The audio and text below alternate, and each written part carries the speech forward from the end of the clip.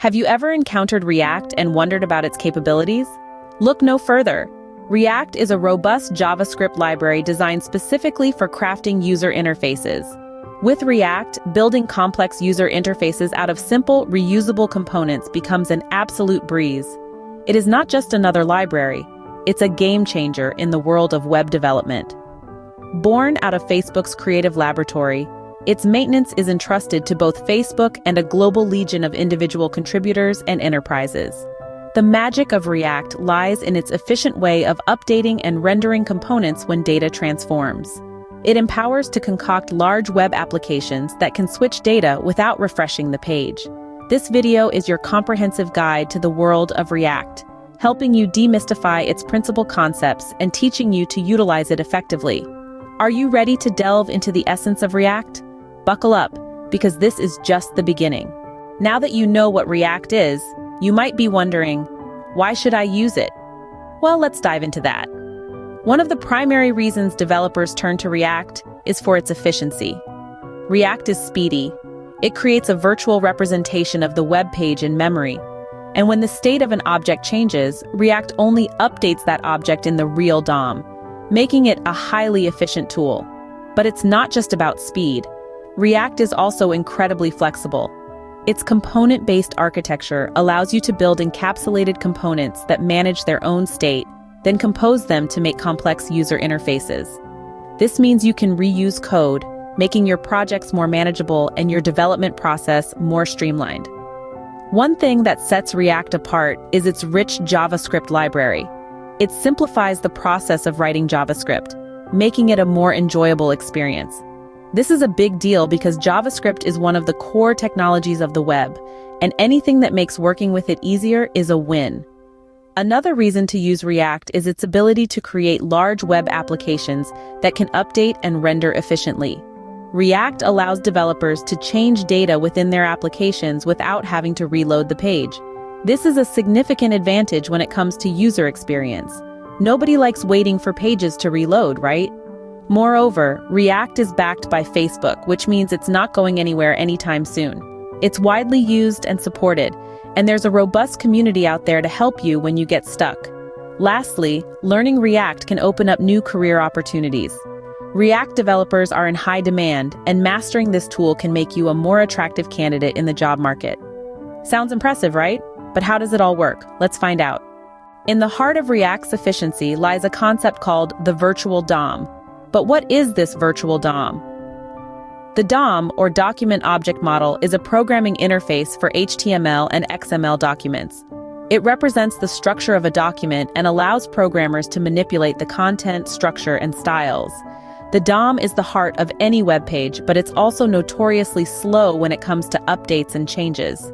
This is where the virtual DOM comes in. The virtual DOM is a lightweight copy of the actual DOM.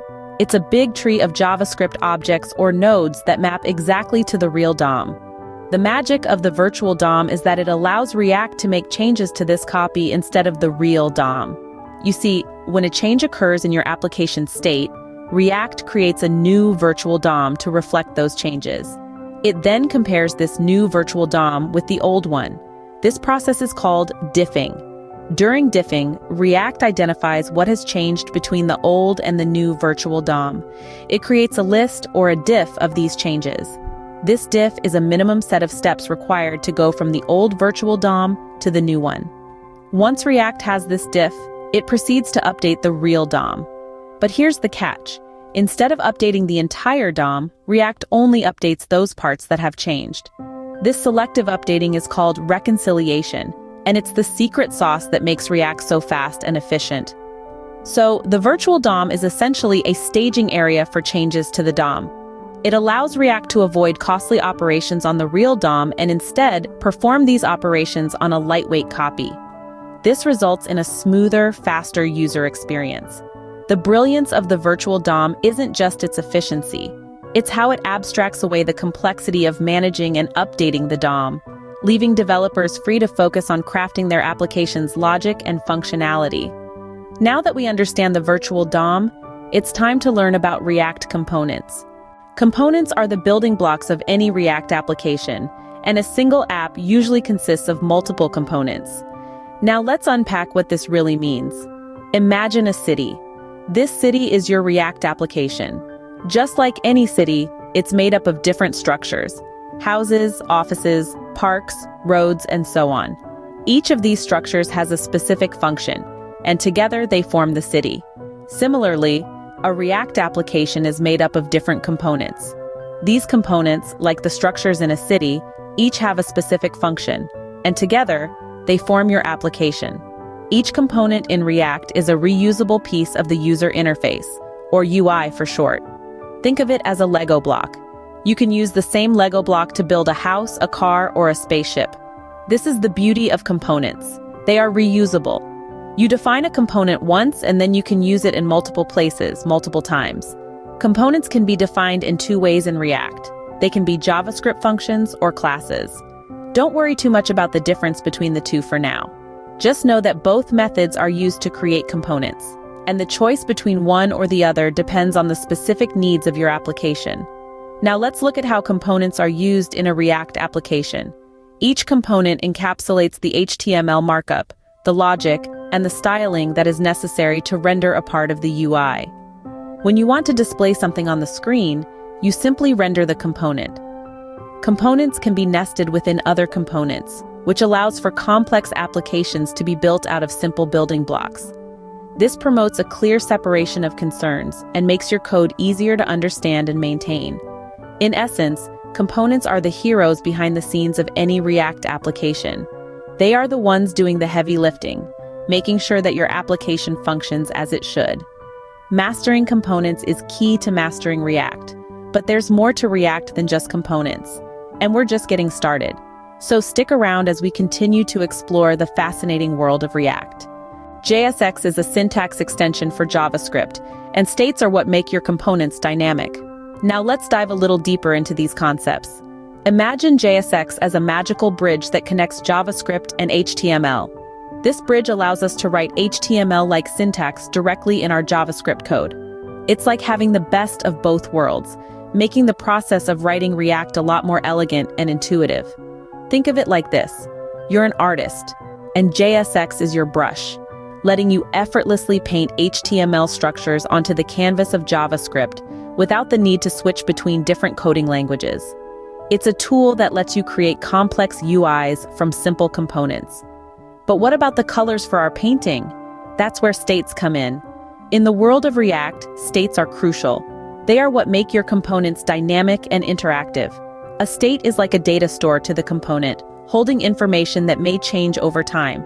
It's like the heart of a component, pumping data through it, keeping it alive and reactive to user interactions. Imagine a simple light switch. When you flip the switch, the light bulb turns on. Flip it again, and it goes off. In this scenario, the state of the switch is either on or off. This is exactly how states work in React. They are responsible for triggering a re-render whenever data changes, thereby keeping the UI up to date. So, in essence, states are the lifeblood of your React components, allowing them to respond and adapt to user interactions or changes in data. Now, remember, practice makes perfect. So don't shy away from getting your hands dirty with some coding.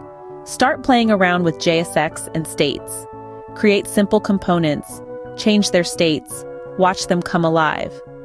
With JSX and states under your belt, you're well on your way to becoming a proficient React developer. So keep learning, keep coding, and keep creating. The world of React awaits you. Well, that's a quick tour of the basics of React. We embarked on an enlightening journey, starting with understanding what React is, a powerful JavaScript library for building user interfaces. We learned about its unique advantages, like the ability to create large web applications that use data which can change over time without reloading the page. Then, we delved into the concept of the virtual DOM, an innovative approach that optimizes web performance and speed. We explored the heart of React, its components, and how they allow us to build complex UIs from small, isolated, and reusable pieces of code. We also unraveled the mystery of JSX, a syntax extension that makes writing React components easier and more intuitive. And finally, we touched upon states, a crucial feature that allows components to create and manage their own data. Remember, practice is the key to mastering React. So, get out there and start coding. Don't forget to subscribe to the Code Crafting Boost channel for more coding tutorials. Happy coding!